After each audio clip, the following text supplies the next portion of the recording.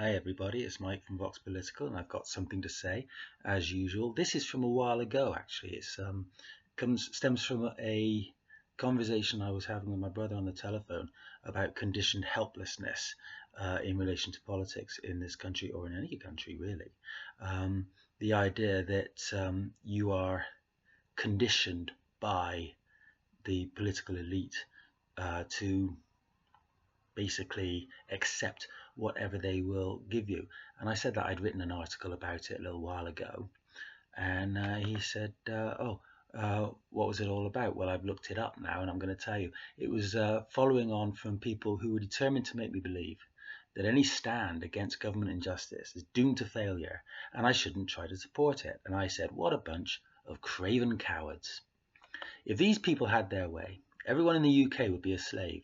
If the religion they preach was true, all of our ancestors would have been slaves as well, to the biggest bullies with the nastiest weapons, all the way back down through time.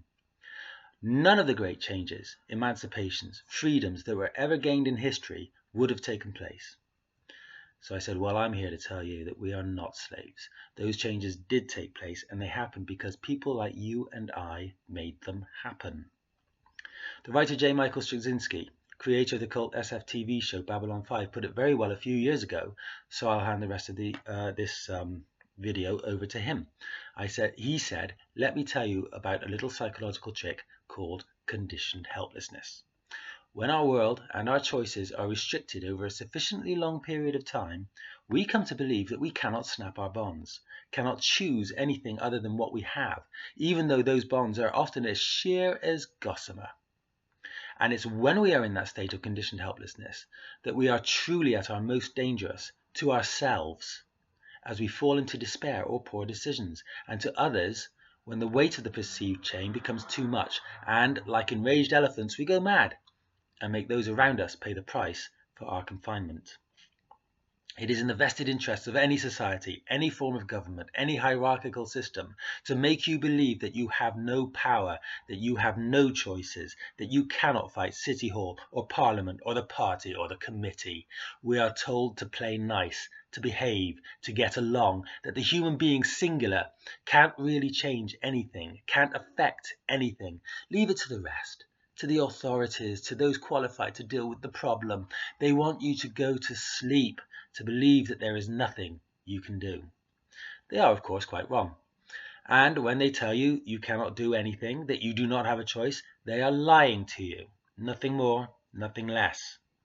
History was changed by one assassin in Sarajevo, whose bullet set off a chain reaction that led to World War I, and by default to World War II, and much of the Cold War history thereafter. One man with a bullet can change the world. We've seen it. We know it's true. How much more can one man or one woman with one idea change the world? Ask Mahatma Gandhi, Mother Teresa, John Kennedy, Nelson Mandela, Benjamin Franklin, Thomas Aquinas. And while you're at it, ask yourself. JMS is appealing to us to see hope and optimism and our capacity to build a better world if we are willing to fight for the future, to seize it for ourselves and make of it what we want. Because if we don't, then someone else will make it for us, and it may not be the best possible future or the one we most desire. It is about the nobler aspects of our humanity, those elements which call us together in a common cause, not the differences that pull us apart.